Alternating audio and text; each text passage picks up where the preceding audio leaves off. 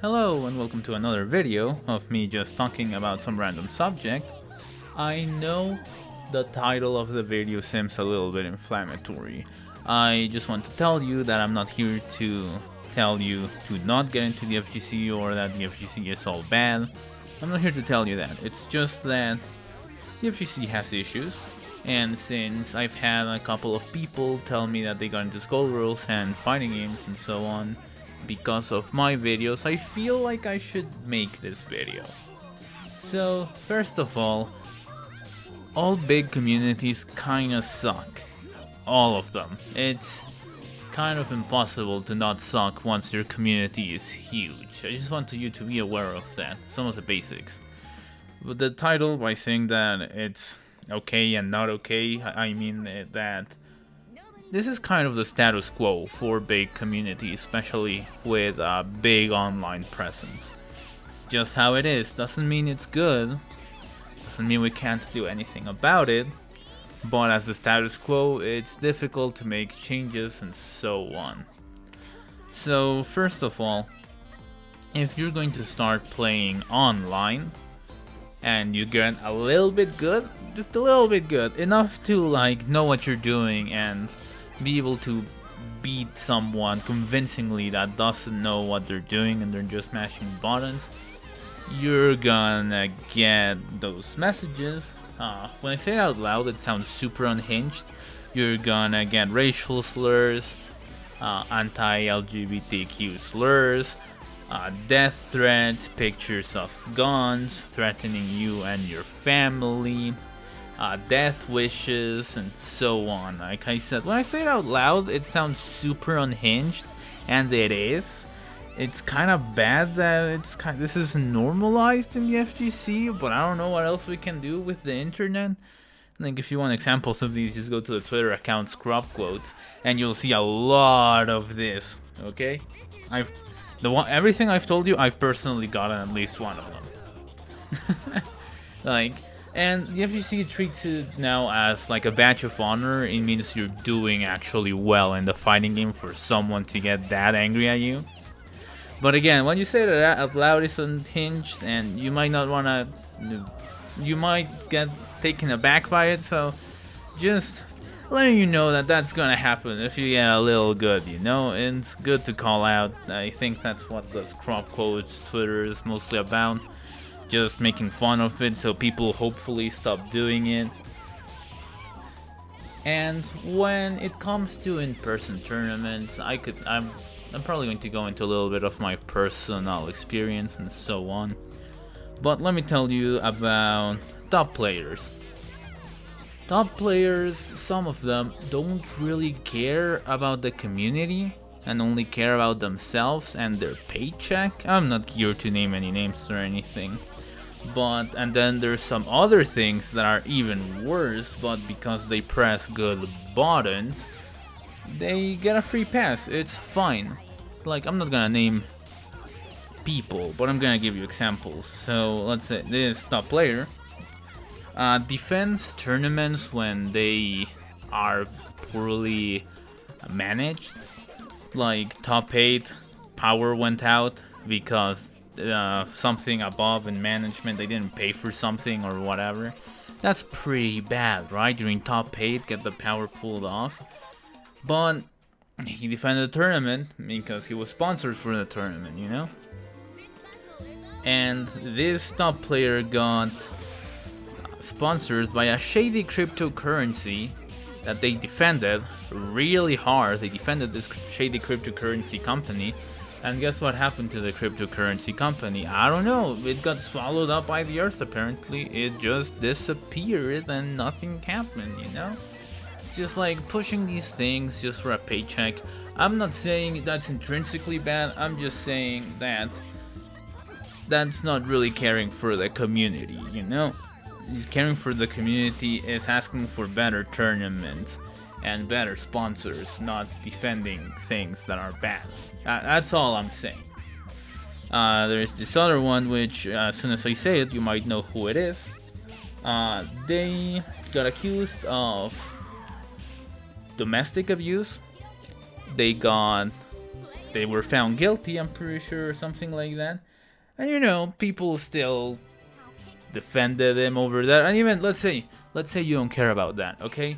Then it was found out that they were rigging a beginner-only tournament so them and their buddies would get the prize money. That's really bad. That's actually, like, that's just not caring for the community at all. But they still get defenders because they're good fighting game players. There's this other one whose Facebook messages got put out in the public, and they were saying some pretty racist things. Like, that was pretty racist. And when that happened, their defense was, "This has been known about me, how come it's an issue now?" That was the defense. And then they disappeared because they lost their sponsorship over it. But then last year they were trying to make a comeback. I don't know how it's going. I don't really follow that much of the FGC that closely anymore, but these things come out into the light. They were saying that, "Oh, I know who tried to cancel me. I'm not gonna be body chomp with people." And, like, you didn't learn anything then. You didn't learn. You were being racist, got called out for it, got consequences, and it's people that called you out's fault. That you were like, oh, like, come on, man. Just be careful with how you relate to these top players, to these content creators, because it's not all that good. And if it turns out they're not good, you need to be able to accept that and not defend them. You know, just don't fall into stan territory and everything, you know, just normal life stuff. And you know, some things about in-person tournament, if you're a minority or if you are female presenting, femme presenting, I'm not entirely sure what's the best term for that, but you know, if you're a woman, trans woman, it's all the same. If you're a woman, be careful. Back where I live from, it's common to tell, like, young girls that when they're going out to party or whatever, that they need to, if they go to like a bar or something, that they need to ask for the drink to be open in front of them and everything, you know? There was a thing with it was a Red Bull event or something where in the Red Bull party there were a bunch of people getting roofied.